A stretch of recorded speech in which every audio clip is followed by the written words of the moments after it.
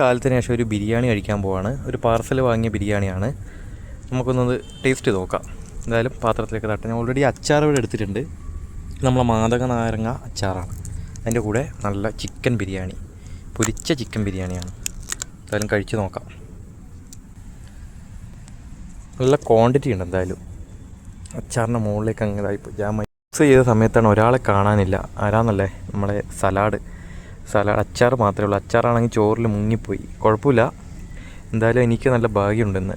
നല്ലൊരു leg piece തന്നെ കിട്ടിയിട്ടുണ്ട്. പിന്നെ വേറൊരു പീസ്, പിന്നെ വേറൊരു കുഞ്ഞി പീസ്, പിന്നെ 3 ചെറിയ പീസ്, 2 ചെറിയ പീസും ഒരു ലെഗ് പീസും. മൈൽഡായിട്ടുള്ള മസാലയാണ്. എന്തായാലും ഒന്ന് ടേസ്റ്റ് ചെയ്ത് നോക്കട്ടെ, എന്നിട്ട് പറയാം എങ്ങനെയുണ്ട്. സലാഡിൻ്റെ ഒരു കുറവ് ഭയങ്കര തന്നെ. ബിരിയാണിക്ക് സലാഡില്ലാതെ കഴിക്കുക കുറച്ച് ബുദ്ധിമുട്ടാണ്. അതിൻ്റെ ഒരു നല്ലൊരു പീസ് എടുത്തിട്ട് ഇത് ചോറിനകത്ത് മിക്സ് ചെയ്ത് കഴിക്കാം.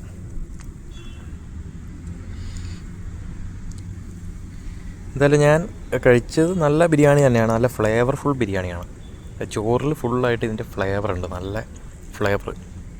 നമ്മൾ ബിരിയാണി കഴിക്കുമ്പോൾ അതിൻ്റെ ഫ്ലേവർ കിട്ടുമ്പോഴേ നമുക്കതിൻ്റെ നല്ല ഫ്ലേവറുള്ള ബിരിയാണിയാണ്. എന്തായാലും എനിക്ക് ഇഷ്ടപ്പെട്ടു. സലാഡില്ലാത്ത കുറച്ച് കഷ്ടമായിപ്പോയി. സോഫ്റ്റായിട്ടുള്ള ചിക്കനുമാണ്. ചെയ്തു, നല്ല ബിരിയാണി ആയിരുന്നു. സലാഡ് ഇല്ലായിരുന്നെങ്കിലും ബിരിയാണി നല്ല ടേസ്റ്റ് ഉള്ളതുകൊണ്ട് നന്നായി കഴിച്ചു. അപ്പോൾ പുതിയൊരു വീഡിയോയുമായി കാണാം. അപ്പോൾ ചാനൽ സബ്സ്ക്രൈബ് ചെയ്യാത്തവർ എന്തായാലും സബ്സ്ക്രൈബ് ചെയ്തുപോലെ വീഡിയോസിനായി. അപ്പോൾ പുതിയൊരു വീഡിയോയുമായി കാണാം. അതുവരെ ബൈ.